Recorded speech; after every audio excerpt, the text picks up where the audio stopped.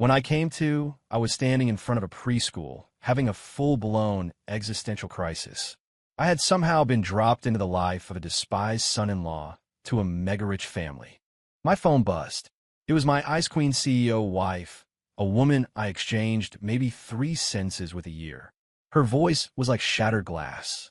"Ethan Clark, you will pick up the child and bring him home. If you're late again, you can pack your bags and get out of the Rossi family for good." I didn't even know what her son looked like. Just as panic set in, a small human cannonball slammed into my leg, wrapped his arms around me, and yelled in a tiny, high-pitched voice, "Daddy, I miss you so much." Well, speak of the devil. Without a second thought, I scooped up my new son and carried him home. The moment we walked through the door, the permafrost on my wife's face finally cracked. Her lips trembled as she pointed a shaky finger at the kid next to me, her voice strangled. "Ethan, have you lost your mind? That's the son of my nemesis, Julian Vance." My brain short-circuited. A wave of memories from the original owner of this body flooded in. Julian Vance? The ruthless shark who was actively trying to destroy my wife, Isabella Rossi, in the corporate world? I didn't just pick up the wrong kid. I'd brought home a ticking time bomb. Isabella's chest heaved, her fury barely contained. She pointed toward the door, each word ground out between clenched teeth. "Get him out of my house, now." Before I could say a word, my little son peeked out from behind my legs. He blinked his huge, grape-like eyes, tilted his head at Isabella, and said sweetly, "Pretty lady, are you my mommy? You're even prettier than the picture my daddy hides under his pillow." Isabella's rage got stuck in her throat. Her face went from ghost white to crimson, then to a shade of thunderous gray. It was quite the show. I fought back a smile and cleared my throat. "Well, honey, you heard him. The kid's already calling you mom. Send him back now? That would be just cruel." Isabella looked like she was about to have an aneurysm. She shot me a glare so potent it could have curdled milk. It was a complex look, a cocktail of contempt, fury, and a familiar disgust that screamed, "You useless freeloader, always making my life harder." That familiar feeling of being worthless washed over me, and it was the last straw. It cleared away any lingering confusion from being zapped into this new life. Screw this. I was done being a doormat. I knelt, ruffled the kid's hair, and spoke loudly on purpose. "Don't worry, buddy. Your mommy's just a little shy. Deep down, she thinks you're awesome." The little guy was a natural. He immediately threw his arms around my neck and planted a loud, wet kiss on my cheek. I knew my mommy liked me. Watching our little two-man show, Isabella's temple began to throb. She took a deep, steadying breath, trying to regain her composure, and pulled out her phone. "I'm calling Julian Vance right now. He can come get his own son." I slapped my hand over her phone. "Are you crazy?" Isabella recoiled, her eyes wide with disbelief. I had never, ever spoken to her in that tone. "Think about it.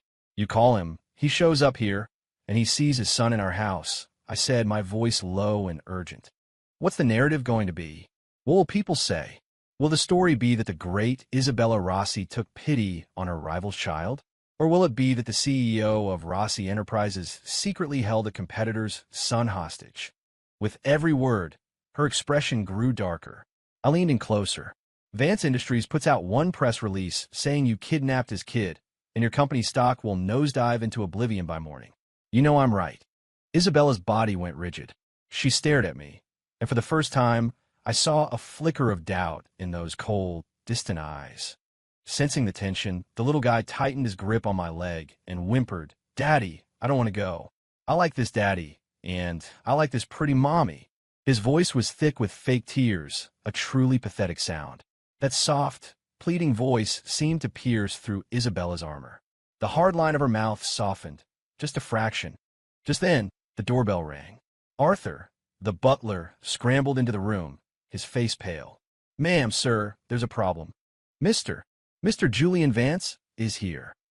The atmosphere in the living room crackled with tension. Isabella's face drained of all color. My mind raced. Damn it. Speak of the devil, indeed. He couldn't have picked a worse time.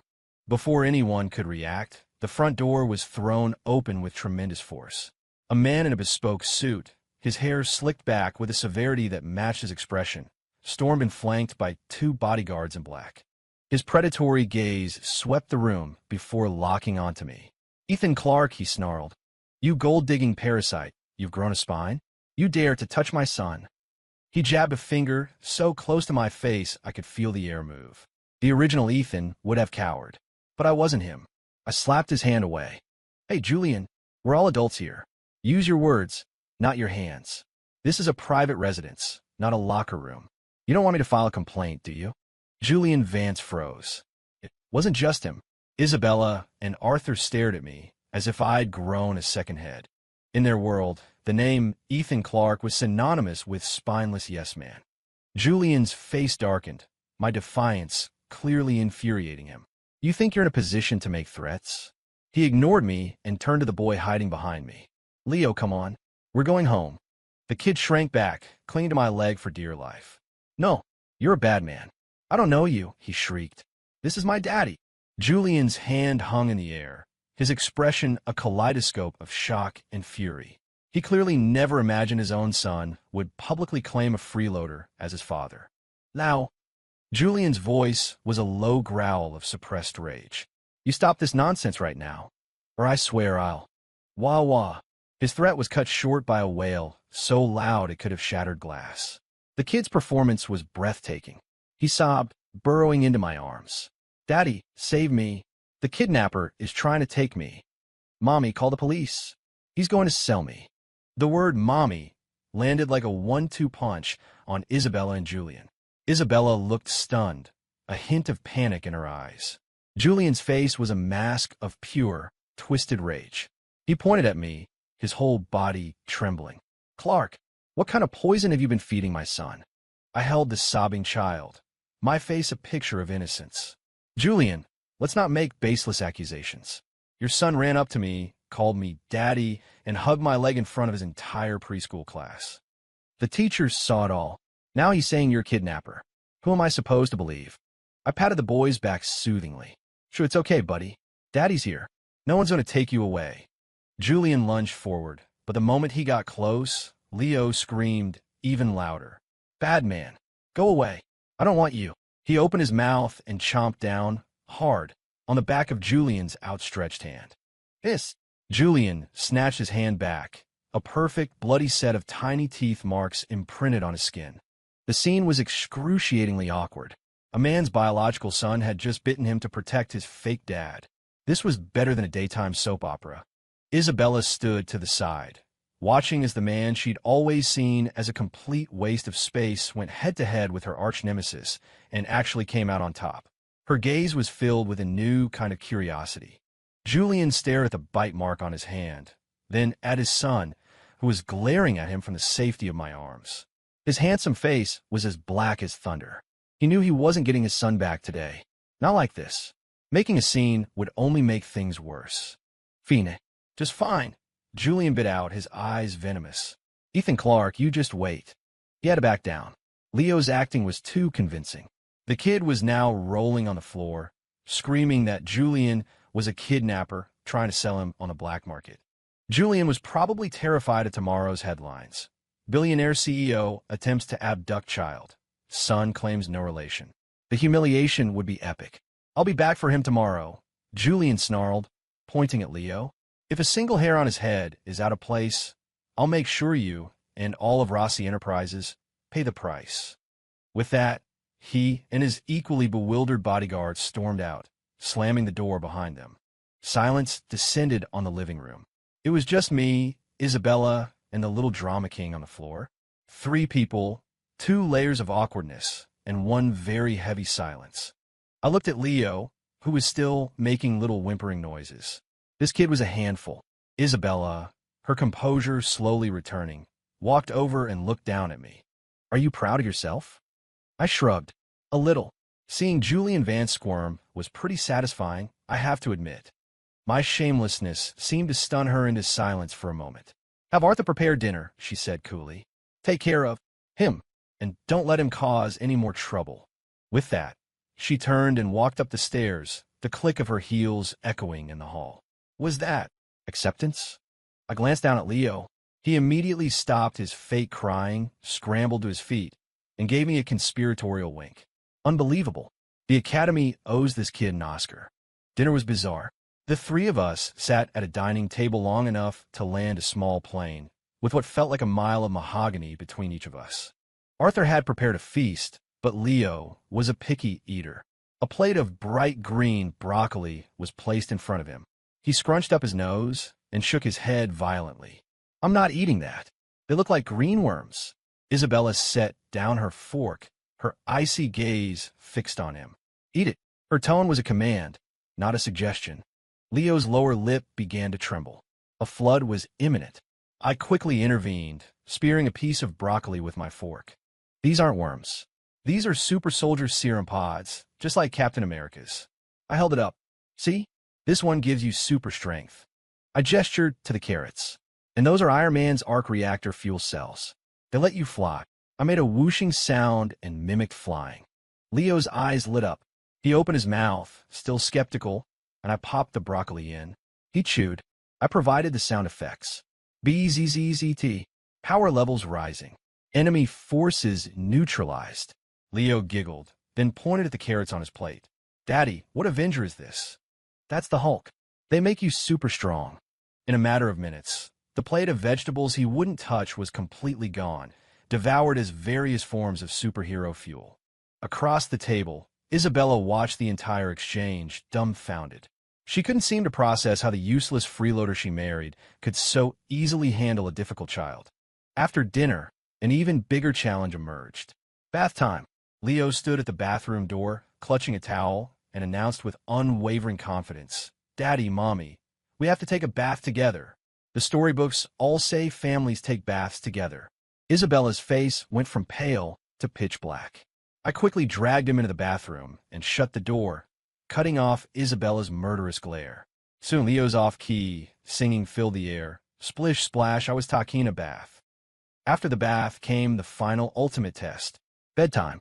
Isabella and I had been married for a year. We had slept in separate rooms for a year. Tonight, thanks to Leo, we were forced to share the same king-size bed. Leo, like a tiny tyrant, claimed the prime real estate right in the middle. His reasoning was sound. "I have to sleep in the middle to protect pretty mommy from daddy's cooties." I lay on one side, feeling Isabella's body next to me, stiff as a board. I had to stifle a laugh. She had probably never been this uncomfortable in her entire life. In the darkness, I could hear her breathing, shallow and rapid, despite her best efforts to control it. She didn't sleep a wink. I, on the other hand, slept like a baby. The next day, Julian Vance's revenge arrived right on schedule. Isabella was woken up by a relentless barrage of phone calls. Sporting 2 dark circles under her eyes, she rushed into her home office, her face a mask of stress. I overheard snippets of words like project, poached, and stock price. It was clear Julian was playing for keeps. My mother-in-law, Sharon, must have heard the commotion because she stormed downstairs in her silk pajamas. The moment she saw me, her face twisted with hate. "Ethan Clark, you are a curse on this family," she shrieked, pointing a finger at my nose. "It was the worst luck in the world for us to let a deadbeat like you marry into this family. And now you've brought that little monster from the Vance family home with you? Are you trying to get us all killed?" Her words were sharp and cruel. The old Ethan would have been on his knees, apologizing.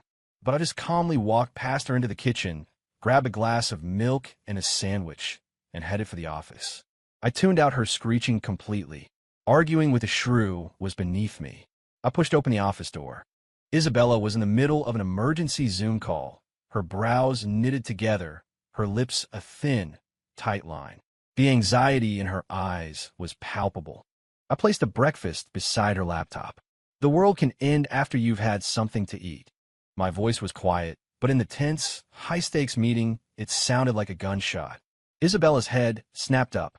She looked at me with an incredibly complex expression. On the screen, a bald executive was still ranting. "Isabella, Vance came prepared this time. He outbid us by 5% for the Hudson Yards development project. Our capital flow is stretched to the limit." Another exec chimed in. "He's right, Isabella. Julian Vance is trying to bleed us dry." Isabella massaged her temples, looking utterly exhausted. I'd been listening from aside. I couldn't help but chuckle.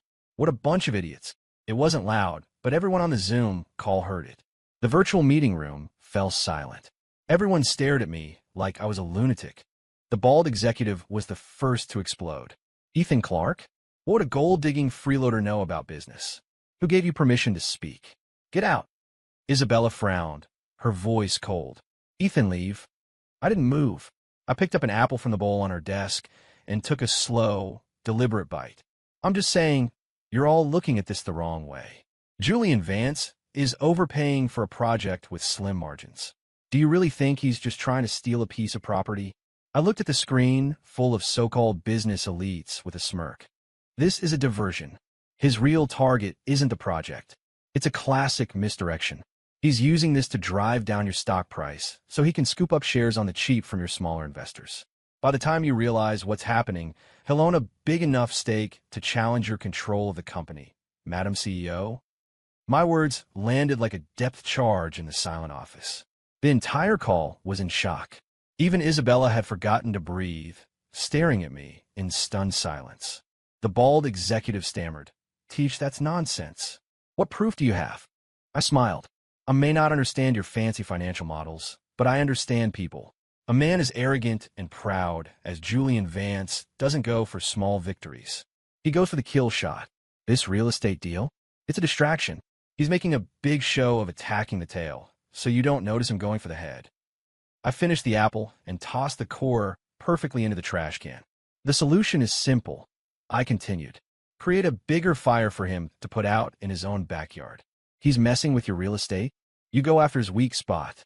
I happen to know that Vance Industries is in the final stages of negotiating a patent license with a German tech firm for a new battery technology. It's the cornerstone of his 5-year plan. You send a team to Germany right now, and you acquire that patent, no matter the cost. Let's see how much time he has to play games in Hudson Yards when his own house is burning down. Dead silence.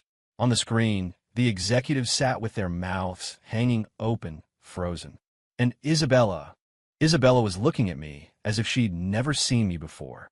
On that face that had been frozen for a year, an expression other than coldness and contempt finally appeared. It was a look of pure, unadulterated shock. I grinned, showing all my teeth. So, honey, how was that for a freeloader's analysis? Isabella was speechless for a solid 30 seconds. Finally, as if making a monumental decision, she turned to the still petrified executives on the screen and issued a series of commands. Immediately halt all further investment in the Hudson Yards project. Cut our losses and pull out. Marketing, PR, release positive forecasts immediately. Stabilize the stock price. Mr. Davis, you will lead a team personally. Get on the next flight to Germany. I don't care what it costs. Give me that battery patent. The orders were swift, decisive, and final. She ended the call, leaving the two of us alone in the quiet office. The storm in her eyes had yet to subside. How did you know all that? I shrugged. Lucky guess. Impossible, she shot back.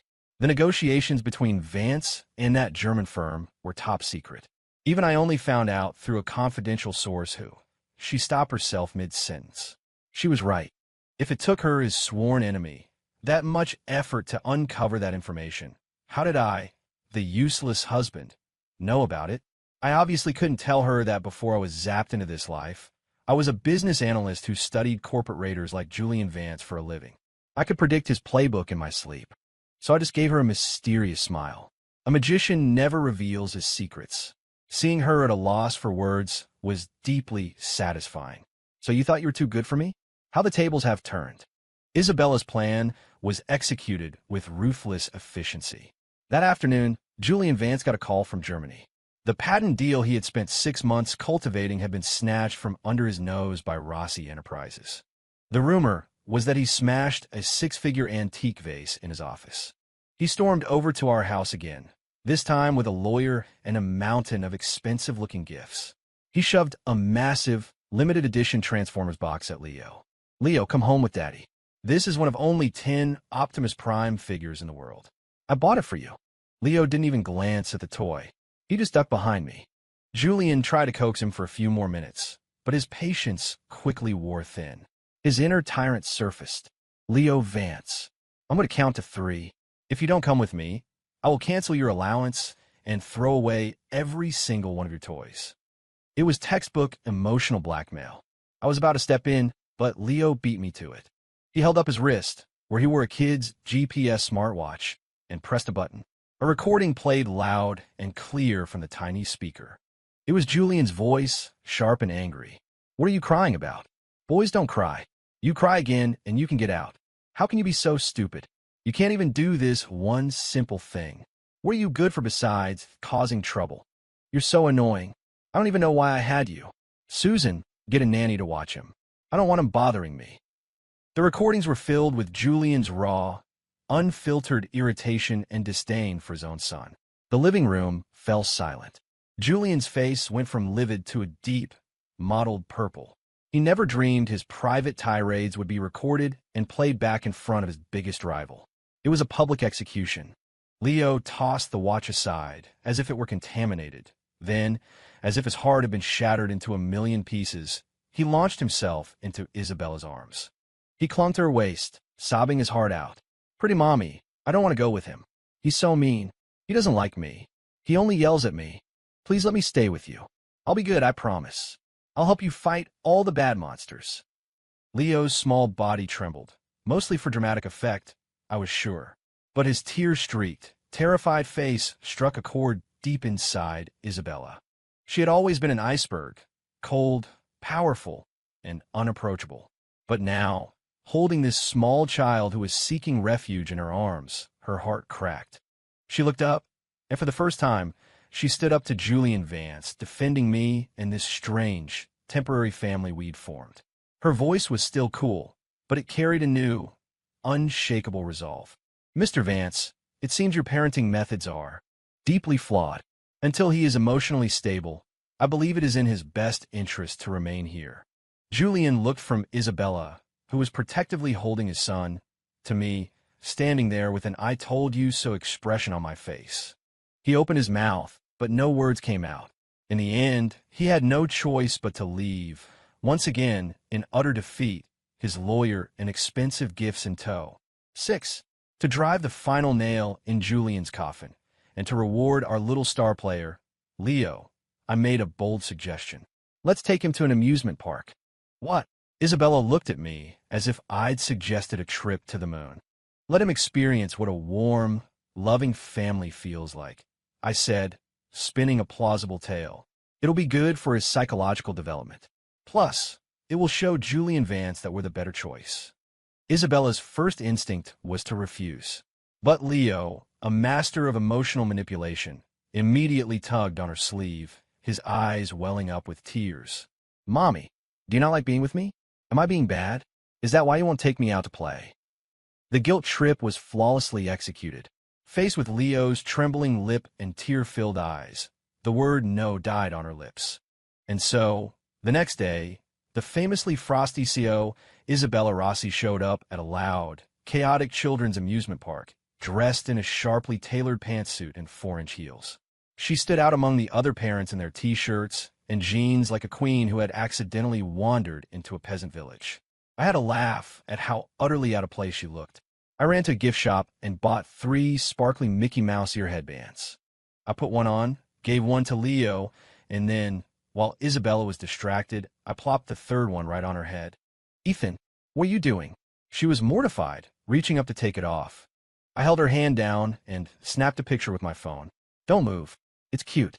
We need a souvenir." She glared at me, her face a thundercloud, but she didn't take the ears off. In the bright sun, the glittery Mickey ears against her stern, beautiful face created a bizarrely adorable contrast. We went on the carousel. Leo insisted that Isabella and I ride the same horse with him. His logic? "My teacher said daddies and mommies have to protect their babies, so we have to sit together." Isabella was clearly against it, but after some good-natured teasing from the ride operator about keeping the family together, she reluctantly squeezed onto the horse behind me. I sat in front with her behind me. To keep from falling off, she had to reach out and tentatively, hesitantly, grab the fabric of my shirt at my waist. I could feel how rigid her body was and the tiny bit of warmth from her hands through my shirt. I could even smell the clean, faint scent of her shampoo. I shifted my weight on purpose, and her grip instantly tightened. I could feel the heat radiating from her, and I knew her ears had to be bright red. Later, we went to the haunted house. Normally, Isabella wouldn't be caught dead in a place like this. But Leo wrapped himself around her leg and whined, "Mommy, come with me. I'm scared." Of course, once inside, the little liar wasn't scared at all. He hooped and hollered with excitement. It was Isabella who, when a fake ghost dropped from the ceiling, let out a short, sharp scream and reflexively grabbed my arm, her grip like a vice. In the darkness, I could feel her nails digging into my skin. I covered her cold hand with mine and pulled her behind me. "It's okay. They're fake," I said, my voice steady against the cacophony of screams and spooky sounds. "I've got you." She didn't say anything, but the pressure on my arm never lessened. When we finally emerged back into the sunlight, she seemed to snap out of it, yanking her hand away as if she'd been burned. She turned her head, refusing to look at me, but the two bright spots of color on her cheeks gave her away. A woman walking by with her own family smiled at us. "What a beautiful family you three are. The dad is so handsome, the mom is gorgeous, and your son is just adorable. You look like movie stars." Leo beamed. "Thank you, ma'am." I just smiled and nodded. Only Isabella stood frozen. She didn't offer her usual, sharp correction. "We're not a family." She just remained silent, her expression unreadable. That night, back at the house, I found Isabella alone in the living room, staring at her phone. The screen was lit up with a photo I'd taken of us at the park entrance. All three of us wearing those goofy Mickey Mouse ears. And on her face, a small, unconscious smile was playing on her lips. 3 days after the amusement park trip, Arthur the butler finally brought my actual son home. It turned out my father had picked him up for a few days to visit him in the countryside. His name was Noah Clark. When this small, skinny boy with timid eyes who couldn't even look up from the floor stood before me, I sighed internally. Like father, like son. The original Ethan was a doormat, and he'd raised a son who was just as meek. My mother-in-law, Sharon, saw her biological grandson and immediately swooped in, cooing over him. Then, she turned her venom on Leo, who was playing with his Avengers figures on the couch. "You little brat, what are you still doing in our house?" she snapped. "Go on, get out. Go back to your father." Leo froze, his big eyes instantly filling with tears. I walked over, picked him up, and stood between him and Sharon. "Mom, he's just a kid." "A kid? He's nothing but trouble, just like his father." Sharon retorted. "That's enough." A cold voice cut through the air from the top of the stairs. It was Isabella. She looked down at her mother with icy disdain. "If you're going to scream like that in this house, you can go back to your own." Sharon was so shocked at being reprimanded by her own daughter that she was left speechless. Isabella walked down and stood beside me. She glanced at the red-eyed Leo in my arms, then at Noah, who was hiding behind Sharon, looking terrified. She said nothing, simply turning and heading into the dining room. Dinner that night was even more awkward than before. It was a tale of two children. Noah sat rigidly in his chair, his head bowed, so low his chin was practically touching his chest. He ate timidly, not daring to reach for any of the dishes, as if terrified of making a sound. On the other side of the table, Leo acted as if he owned the place. He not only ate with gusto, but also used the serving spoons to put food on my plate and Isabella's. "Daddy needs to eat meat to be strong. Mommy needs to eat her veggies to stay pretty." Isabella stared at the piece of broccoli Leo had placed in her bowl, a look of bemused exasperation on her face. She tried to serve Noah a piece of fish. "Noah, eat up." The boy flinched as if he'd been struck, nearly dropping his bowl. He stammered, "Thank you. Mom." Isabella's hand froze midair. She then placed an identical piece of fish in Leo's bowl. Leo immediately looked up, gave her a bright, greasy smile, then leaned over and planted a loud kiss on her cheek. "Thank you, pretty mommy." I saw Isabella's entire body visibly relax. For the first time, she was discovering that interacting with a child could be fun and warm, not the tense, awkward ordeal it always was with Noah. After dinner, while playing in the living room, Noah accidentally knocked an antique vase off a pedestal. It shattered on the marble floor with a sickening crash. Noah's face went white with terror. He stood frozen for a second before bursting into tears. Sharon shrieked, and lunged at him, her hand raised. "You little brat. Do you have any idea how much that cost? I'll teach you a lesson." I moved fast, intercepting her before she could strike. "Mom, it was an accident." I pulled the terrified Noah behind me and knelt to carefully pick up the large pieces of ceramic. "It's okay. Don't be scared," I said to him softly. "The important thing is that you're not hurt. Just be more careful next time." Noah stared at me, his crying forgotten, and watching the entire scene from the second-floor landing was Isabella.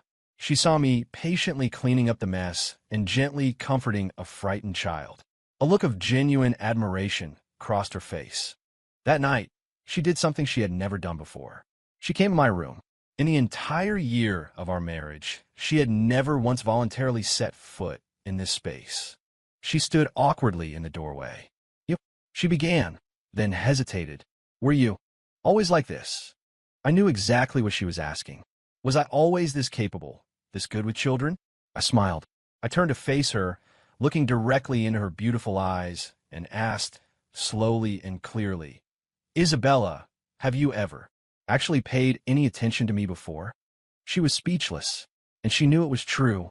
In her world, Ethan Clark, was just a placeholder, a tool, the bottom feeder in her social hierarchy. She never bothered to give me a second glance, let alone wonder what kind of person I always was. Seeing her standing there, silent and flustered, her face a mixture of colors, I knew. The thaw had officially begun. The preschool was holding its annual family field day. The teacher called specifically to insist that Ethan, Leo's dad, and Isabella, Leo's mom, attend, because Leo had been bragging to his entire class that he had the handsomest daddy and prettiest mommy in the whole world. When I told Isabella, her refusal was instantaneous. "I'm busse." That evening, Leo staged a hunger strike. He refused to eat a single bite of dinner, sitting in a corner and staring at us with the mournful eyes of an abandoned puppy. The next morning, as I was getting Leo ready to leave, I found Isabella standing by the door, dressed head to toe in designer athletic wear. I raised an eyebrow. "Big morning workout, Isabella?" She shot me a glare, fidgeting with the collar of her jacket. "I have a meeting." Leo cheered. "Yay, Mommy's coming to field day with us." Isabella's face turned a shade redder. When we arrived at the school, our family immediately became the center of attention. Or rather, our two families. Because Julian Vance was there, too. He hadn't come alone. He'd brought a team of lawyers in suits and 2 cameramen, looking less like a dad at a field day and more like he was about to hold a hostile press conference. The first event was the 3-legged race. The rules were simple. 1 parent, 1 child. Julian strode over to Leo and, without asking, tied his leg to his son's. "Leo, if we win first place, Daddy will buy you a sports car." Leo looked at him, then over at me, a mischievous glint in his eye. The starting whistle blew. Julian, chanting left, left, took a large step forward.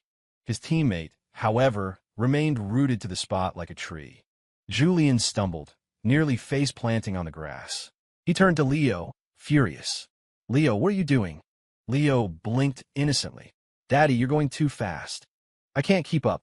What followed was a masterclass in sabotage. No matter how Julian adjusted his pace, Leo found a way to perfectly counteract his every move. He'd trip him, or just stop dead in his tracks. Finally, about 10 yards from the finish line, Leo executed a perfect, decisive trip. Julian went down, hard, landing in an undignified heap on the grass. The crowd of parents roared with laughter. The 2 cameramen Julian had brought rushed forward, their flashes popping as they captured their boss's humiliation from every angle. Then it was our turn. The moment our legs were tied together, Leo wrapped his arm around my waist. "Let's go, Daddy. We're number 1. We moved in perfect sync, easily taking the lead and winning the race without breaking a sweat. As we crossed the finish line, I saw Isabella waiting for us. She was holding 2 bottles of water, and there was a smile on her face, a real, genuine smile she probably didn't even realize was there. She handed a bottle to me and one to Leo. Then, in a surprisingly natural gesture, she took out a tissue and gently wiped the sweat from his forehead. The scene, bathed in the morning sun, was almost painfully perfect. Across the field, Julian Vance watched us, his eyes burning with rage. For the next event, Tug of War, Julian dispensed with all pretense. He used his influence to rig the brackets, pitting his team against ours. His team, of course, was composed entirely of the large, muscular bodyguards he'd brought with him. The whistle blew, and our team was immediately dragged forward. I saw Julian on the other side, a smug, triumphant smirk on his face. He even had one of his men secretly try to trip me from behind. I felt my foot slip, and I pretended to lose my balance. Just then, a high-pitched scream cut through the air. "Mommy, help Daddy!" Before the words were even out, a figure shot out from the spectator area. It was Isabella. She ran to the back of our line, grabbed the thick rope, and pulled with all her might. Her designer sneakers had been kicked off somewhere along the way, and her hair was a mess, but the look on her face was one of pure, unyielding determination. Spurred on by her, our family of three, along with the other parents on our team, found a new surge of strength. The red ribbon in the center of the rope, inch by agonizing inch, began to move back toward our side. Finally, the whistle blew. We had won. Julian and his team of professional tough guys, caught off guard by the sudden shift, all tumbled to the ground in a heap. The crowd erupted in cheers. I turned and saw Isabella, panting and covered in sweat, but laughing like a child. The sunlight caught her face, and in that moment, I felt my heart skip a beat. Across the field, Julian Vance, now the laughingstock of the entire event, stared at me, at Leo, and at the fierce woman who stood beside us. He knew he had lost again, utterly and completely. 9. After the field day, Isabella's attitude toward me changed completely. The iceberg was melting. In the mornings, she tried to tie my tie for me.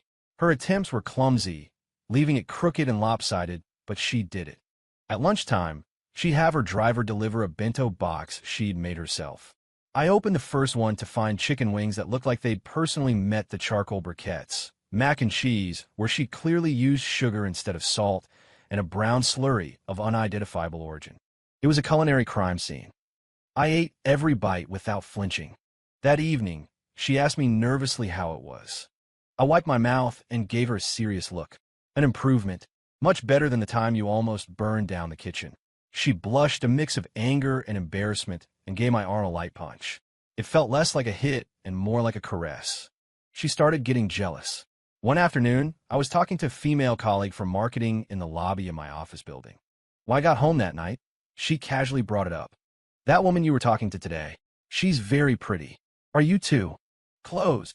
The acidity in her tone was unmistakable. But the biggest change was how she treated her mother. When Sharon started one of her usual tirades, screaming at me over some trivial matter, Isabella came downstairs and stood directly in front of me, shielding me. "Mom, Ethan is not the person you think he is," she said, her voice firm. "If you're going to continue to treat him like this, you are no longer welcome here." Sharon's jaw dropped. She never in a million years imagined that her own daughter, who had always treated me with such disdain, would publicly defend me against her. I was surprised, too. A warmth spread through my chest. My wife was starting to have my back. She even started consulting our resident expert, Leo, for advice. One night, I walked past Leo's room and overheard her whispering inside. "Now, how do I get your daddy to like me more?" I nearly burst out laughing. The great Isabella Rossi, CEO of a billion-dollar company, was asking a 5-year-old for dating advice. Leo, ever the strategist, had a simple solution. "It's easy. I saw it on TV. You have to wear your prettiest dress, put on nice-smelling perfume, and then you kiss him."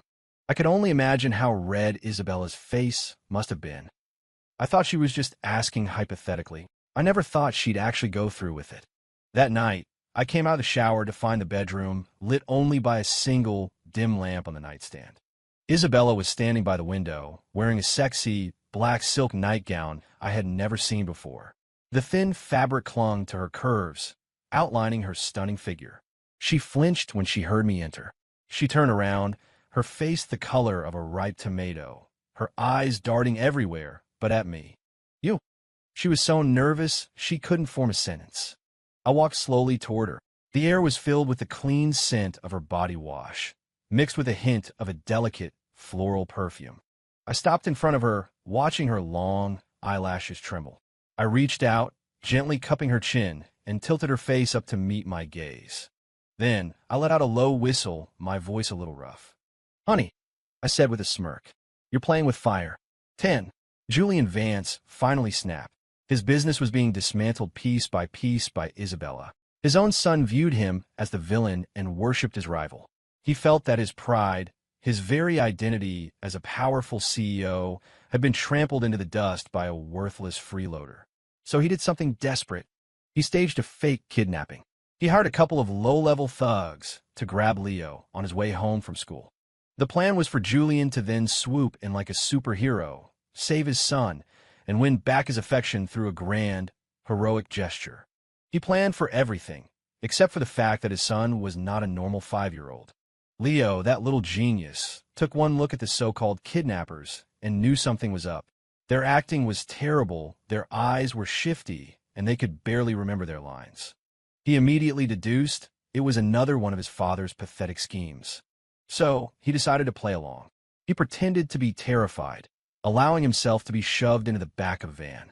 But in the split second before the door slammed shut, he used his GPS smartwatch to send me his location and a prearranged secret code. Avengers assemble. Hostiles engaged, requesting immediate backup. I was in the middle of a very serious discussion with Isabella about what to have for dinner when the message came through. I showed her the phone. The color drained from her face. The glass she was holding slipped from her fingers and shattered on the floor. "Now, he's been kidnapped." She was frantic, shaking, grabbing my arm with a desperation I'd never seen before. For the first time, she was completely reliant on me. "Ethan, what do we do?" "We have to call the police." "Now." I put my hand over hers, forcing myself to remain calm. "No, don't. Calling the police might be exactly what he wants." I looked at the location ping at the coded message and my mind raced.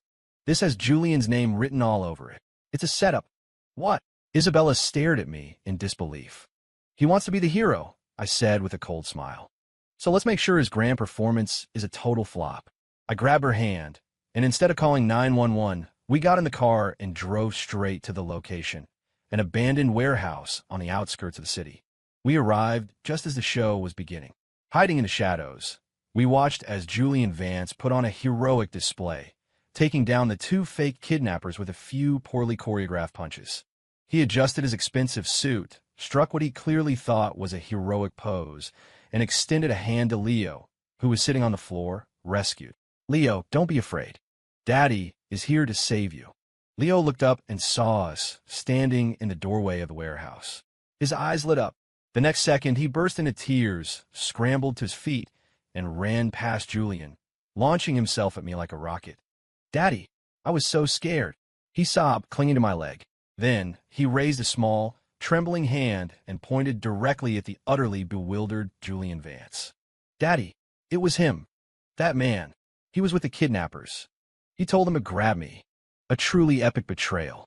The proud, heroic smile on Julian's face froze, then crumbled. He was stunned, speechless, and completely incriminated by his own son. I held the sobbing Leo, pulled out my phone, started recording, and aimed the camera squarely at Julian's priceless expression. I spoke slowly, letting him twist in the wind. "Julian Vance, care to explain?" 11. I anonymously sent a video, the one titled "Hero Dad Accused by Son as Kidnapping Mastermind," to a few friendly contacts in the media. The next day, the internet exploded. Hashtag #SoZaster. Billionaire busted in fake kidnapping plot to win son's love. Hashtag Family Feud. When your dad the villain and your fake dad the hero. Hashtag Worst Dad Ever trends after 5-year-old exposes father's scheme. The headlines were brutal. Paired with a video of Julian's shocked, guilty face and Leo's damning accusation, the story went viral across Twitter, TikTok, and every major news outlet. Vance Industries' stock plummeted, losing billions in market value in a matter of hours. A ruined Julian Vance became the laughingstock of the entire country. While he was down, Isabella went in for the kill. She marshaled all of Rossi Enterprises' resources and launched an all-out corporate assault. Hostile takeovers, poaching top talent, stealing key accounts. In less than a week, the once mighty Vance Industries was on the brink of collapse. The kidnapping fiasco also attracted the attention of the police. While it was ultimately dismissed as a domestic dispute, Julian was officially labeled as emotionally unstable and unfit for custody. The case went to family court. Leo himself was asked to choose who he wanted to live with. In the courtroom, Julian Vance broke down. All his arrogance was gone. He pleaded like a broken man, begging for his son's forgiveness. He promised to buy Leo all the toys in the world, to build him a private theme park bigger than Disneyland. Leo listened quietly until he was finished. Then, he hopped down from his chair and walked slowly toward his father. Everyone in the courtroom held their breath, thinking he was about to give in. Even I felt a knot of tension in my stomach. Leo looked up at his biological father, his expression not of hatred, but of a calm maturity far beyond his years. "Dad," he said seriously, "I used to want all the toys in the world because I thought toys were the only things that would ever stay with me. But things are different now." With that, he turned his back on Julian and, in front of the entire court, he ran toward us. He didn't throw himself into my arms or Isabella's. Instead, he reached out his small hands. One of them found mine and squeezed it tight. The other found Isabella's. He turned back to the judge and, in a clear, ringing voice that filled the silent courtroom, he announced his decision. "I choose them. I choose my daddy and my mommy." In that moment, it was as if all the sound in the world had disappeared. I saw Julian Vance collapse in his chair, all the fight gone out of him. He had lost, absolutely and irrevocably. Beside me, Isabella looked down at our three hands, clasped together. Her eyes slowly filled with tears. She squeezed my hand tighter, her palm warm and sure against mine. She looked at me, and in those eyes that were once as cold as a winter storm, I saw nothing but warmth, trust, and a love so clear it took my breath away. I knew, from that moment on, we were a real family. 12 The dust settled. Julian Vance went bankrupt. Rumor has it he took what little he had left and moved to another country, never to be heard from again. We officially adopted Leo. On his new birth certificate, his name was changed to Leo Clark. My biological son, Noah, under the influence of his new, outrageously extroverted brother, slowly came out of his shell. He was no longer the timid little boy who was afraid of his own shadow. My mother-in-law, Sharon, did a complete 180. She now treats me with more affection than she ever showed her own daughter, constantly cooking for me and showering me with praise, terrified that the savior of the Rossi family might one day get tired of it all and run off with her daughter. And as for my Ice Queen wife, Isabella Rossi, her frosty persona has shattered for good. She's no longer the untouchable CEO. She's a woman head over heels in love. She'll be in the middle of a multi-million-dollar video conference and text me a gif of a kitten rolling around with the caption, "Hubby, when are you coming home? I miss you." It completely unnerves her business partners, who are convinced the CEO's phone has been hacked. For our anniversary, she booked out an entire 5-star restaurant overlooking the city skyline. Then, with a string quartet playing softly, she pulled out a crumpled piece of paper and serenaded me with a love song. Her voice clumsy, but full of emotion. She got so nervous, she forgot the lyrics halfway through and turned bright red. I walked over, wrapped my arms around her, and teased her. "Isabella, what happened to your brand? Where's the fearsome CEO? The corporate titan?" She blushed, stood on her toes, and kissed me. It disappeared. She murmured against my lips, "The day I truly saw you. Ethan Clark, I love you." The sun was warm. The breeze was gentle. On the lawn outside our home, Leo and Noah were chasing each other with water guns, their laughter echoing like wind chimes. I held the woman in my arms, no longer an ice queen, but my warm, loving, and slightly clingy wife, and watched our sons play. My heart felt full. This insane, unexpected journey began with the world's most unbelievable mix-up, but it gave me something I never would have dared to dream of. A perfect family, and it was worth every crazy second.